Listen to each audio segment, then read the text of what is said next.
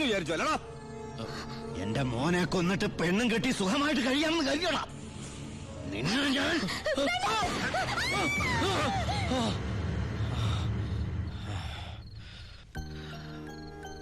ഞാൻ കാരണം ആ കുട്ടി വേണ്ട.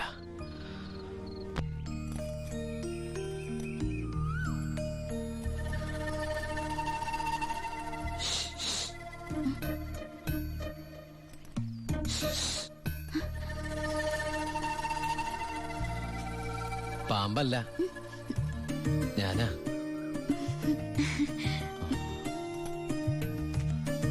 കുട്ടി ഞെട്ടിയോ? ശബ്ദം കേട്ടപ്പോ ഞാൻ വിചാരിച്ചു പാമ്പാണെന്ന്. അല്ല, അത് ഒരു കാര്യം പറഞ്ഞോട്ടെ. ആരെങ്കിലും കണ്ടാലെന്താ? കല്യാണത്തിന് മുമ്പ് ഇങ്ങനെയൊന്നും പാടില്ല. എനിക്ക് കല്യാണത്തിന് മുമ്പേ ഇങ്ങനെയൊക്കെ പാടൂ.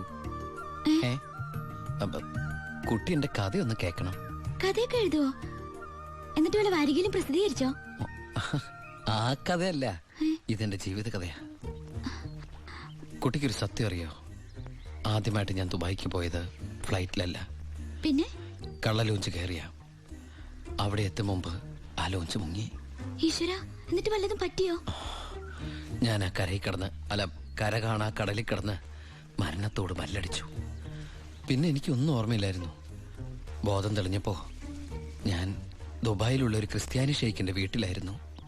എന്നെ രക്ഷിച്ചത്, എനിക്കൊരു ജോലി വാങ്ങി തന്നത് എല്ലാം ആ ഷെയ്ഖിന്റെ കാരുണ്യ. ഒരിക്കൽ ആ ഷെയ്ഖച്ചൻ എന്നോട് പ്രത്യുപകാരം ചോദിച്ചു. അദ്ദേഹത്തിന്റെ അന്ധയും ബദിരിയും മൂകയും വികലാംഗയുമായ മകളെ എന്നോട് കല്യാണം കഴിക്കാമോന്ന്. ആ ഷെയ്ഖിന്റെ മുമ്പിൽ ഞാൻ ഷോക്കായി. കടപ്പാടുകൾ മറക്കാത്ത ഞാൻ അതിനെ സമ്മതിച്ചു. ഞാൻ തിരിച്ചു ചെല്ലുന്നും കാത്ത് അന്ധയായ ആ കുട്ടി കണ്ണിൽ എണ്ണൊഴിച്ച് കാത്തിരിക്കുക. ആ കുട്ടിയെ മറക്കാൻ എനിക്കാവില്ല. സോറി. കരയ, ഇതുകൊണ്ട് കണ്ണീരൊപ്പിക്കോളൂ. ആരും കാണണ്ട. എന്നിട്ട് കുട്ടി വീട്ടിലേക്ക് വെക്കോളൂ. പിന്നെ ആര് കേട്ടാലും ഈ കഥ വിശ്വസിക്കില്ല. അതാ എന്റെ കഥയുടെ കുഴപ്പം. വീട്ടിൽ ആരോട് ചെന്നത് പറയണ്ട. അവരാരെങ്കിലും ചോദിച്ചാ കുട്ടിക്ക് എന്നെ ഇഷ്ടായില്ലെന്ന് മാത്രം പറഞ്ഞാൽ മതി.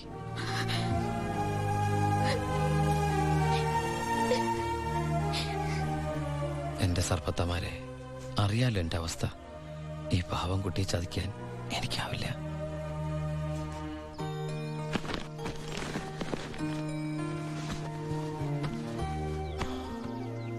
ഭാരതീയമ്മ എന്താ പിണങ്ങിയിരിക്കുക? നിന്നെ കണ്ട് കൊതി തീർന്നില്ല. അതിനു മുമ്പ് പോവല്ലേ? കുറച്ചു ദിവസം കൂടി. അമ്മ എന്താ ഈ പറയണേ? എനിക്ക് ഇന്നെ തിരിച്ചു പോയേ പറ്റൂ. ഞങ്ങളുടെ അവധി എന്നൊക്കെ പറഞ്ഞ ഏതാണ്ട് പരോള് പോലെയാ. പറഞ്ഞ സമയത്ത് തിരിച്ചെന്നില്ലെങ്കിലേ തൂക്കിയെടുത്തോണ്ട് പോവര്. പിന്നെ ആ ജീവനാന്തം ജയിലില്ല. അല്ല, വെയിലില്ലേ ഈ അറബിയുടെ അടിമപ്പണിയൊക്കെ ചെയ്തിട്ട്. ദുബായിൽ അങ്ങനെ ഉണ്ട്.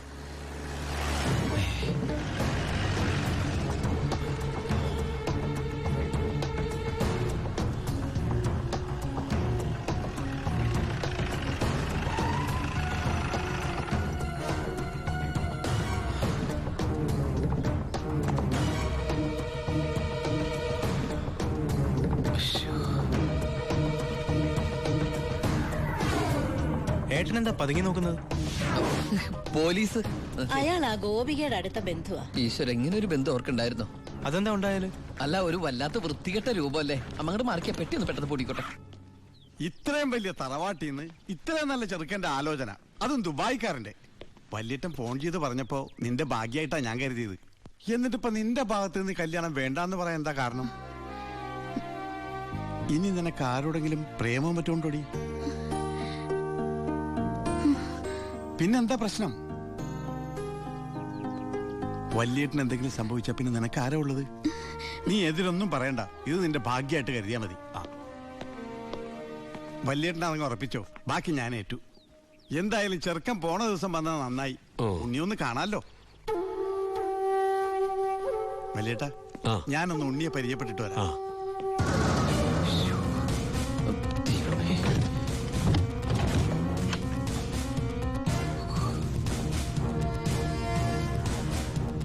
ഏട്ടാ, എല്ലാം എടുത്തിട്ടുണ്ടോ? ഒന്നും മറന്നില്ലല്ലോ? ഒന്നും മറന്നിട്ടില്ല. നീ ഒരു കാര്യം ചെയ്യ്, പെട്ടെന്ന് ഈ സ്ഥലം എടുത്ത് ഇതുവഴി വണ്ടി കയറിക്കോ. മോളെ എല്ലാം ഓക്കെ അല്ലേ?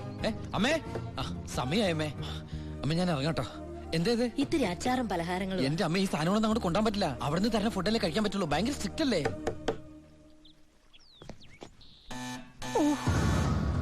ആരോ ബെല്ലടിക്കുന്നുണ്ടല്ലോ.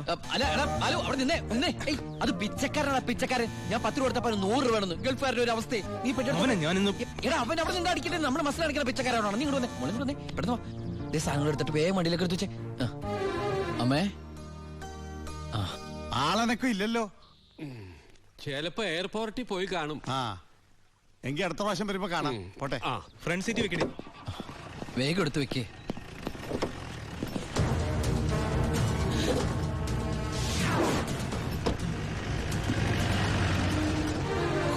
അയാള് പോയി. ആ നിർത്ത് നിർത്ത് നിർത്ത്. ആ പൊറോട്ട എടുത്ത്. ആ അയാള് വരുന്നു. അയ്യോ എന്താ എന്ത് പറ്റി? ഓ എന്തൊരു ചൂടാണ് അത്. ഭയങ്കര ചൂട്. ഞാൻ ഒന്നുകൂടി കുളിച്ചിട്ട് വരട്ടെ. നാട്ടുവെള്ളത്തിൽ ഒന്ന് കുളിക്കണമെങ്കിൽ എത്ര നാൾ കഴിയണം? ദുബായ് കിട്ടുന്ന വെള്ളം ഉണ്ടോടാ? ഡീസൽ അല്ലേ? ഡീസൽ.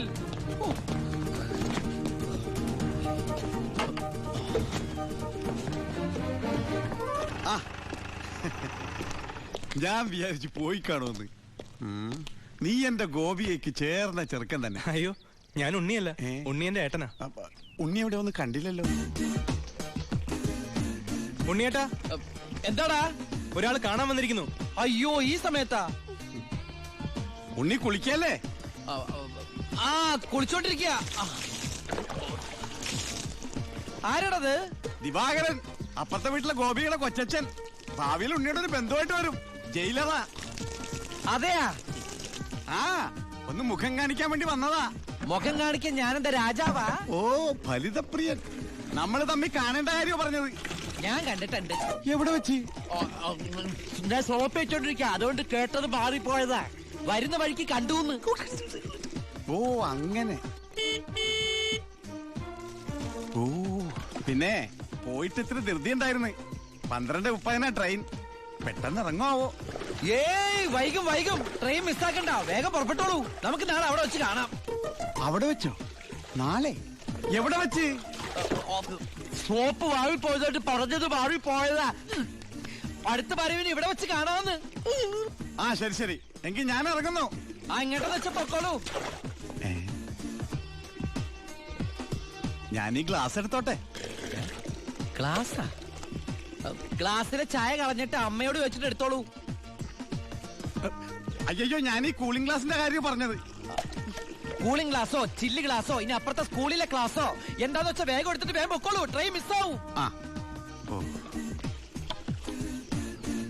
ആ ഇനി ദുബായ്ക്കാരന്റെ വീട്ടിൽ വന്നിട്ടൊന്നും തന്നില്ല എന്ന് വേണ്ട. അപ്പോ ഞാനങ്ങോട്ട്. പൊക്കോളൂ.